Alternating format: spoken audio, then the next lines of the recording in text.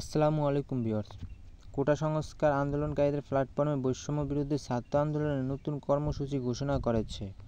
আগামী 24 ঘণ্টার মধ্যে প্ল্যাটফর্মের সমন্বয়ক নাহিদ ইসলাম, আসিফ মাহবুব, আবু বাক্কের মজুমদার এবং ডাকসুর সাবেক সমাজসেবা সম্পাদক আক্তার হোসেনকে মুক্তির দাবি জানিয়েছেন। তারা একই সাথে সকল শিক্ষার্থীদের মুক্তির, মিথ্যা মামলা প্রত্যাহার ও সংশ্লিষ্ট মন্ত্রী পর্যায় থেকে কোনো সাপোর্ট পর্যন্ত দোষীদের বিরুদ্ধে দৃশ্যমান ব্যবস্থা নেওয়ার দাবি জানিয়েছেন। তা না হলে কঠিন কর্মসূচিতে যাওয়ার হুঁশিয়ারি দেওয়া হয়েছে। শনিবার রাত ৮টায় অনলাইন প্ল্যাটফর্মে এক সংবাদ সম্মেলনে এসব কর্মসূচি ঘোষণা করেন আন্দোলনকারীরা।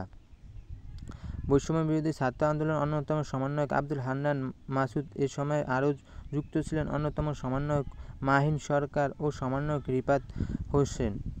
সংবাদ সম্মেলনে মাসুদ বলেন, আলটিমেটামের নির্দিষ্ট সময়সীমার মধ্যে সরকারের দাবি মেনে না নিলে রোববার সন্ধ্যায় তারা নতুন কর্মসূচি ঘোষণা করবে। এছাড়া আগামী রোববার কলেজ ও স্থানীয় ইউনিটে হেলথ চার্জ গঠন করা হবে। আহত ও নিহত শিক্ষার্থীদের তালিকা তৈরি ও তাদের পরিবারকে সহায়তা এবং সারা দেশের দেয়ালগুলোতে গ্রাফিটি ও দেওয়াল লিখন কর্মসূচি পালন করা হবে বলে ঘোষণা দেওয়া হয়। এ সময় সহিংসতায় নিহতের বিষয়ে মাসুদ বলেন, এখন পর্যন্ত 236 জনের তালিকা পেয়েছে। এদের ভিতরে 78 বাকি শিক্ষার্থী এবং 1000 সংখ্যা ছাড়াবে। এখন পর্যন্ত 3500 শিক্ষার্থী আটক বা গ্রেপ্তার আছেন।